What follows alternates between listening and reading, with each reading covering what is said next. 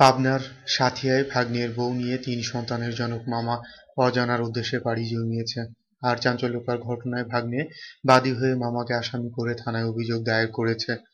চাঞ্চল্যকর ঘটনা ঘটেছে উপজেলার নন্দনপুর ইউনিয়নের দড়ি জগন্নাথপুর গ্রামে।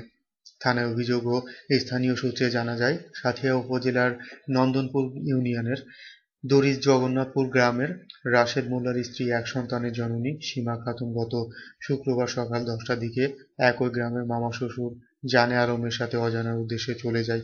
ওই দিন বাড়িতে কেউ না থাকায় এবং পূর্ব থেকে তাদের মধ্যে প্রেমের সম্পর্ক গড়ে ওঠায় তারা এই সিদ্ধান্ত নিয়েছে বলে জানা গেছে।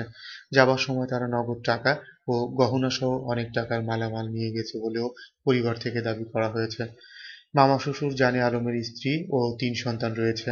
এ ব্যাপারে আইনগত ব্যবস্থা চেয়ে রবিবার রাশেদ মোল্লা সাঁথিয়া থানায় লিখিত অভিযোগ দায়ের করেছেন।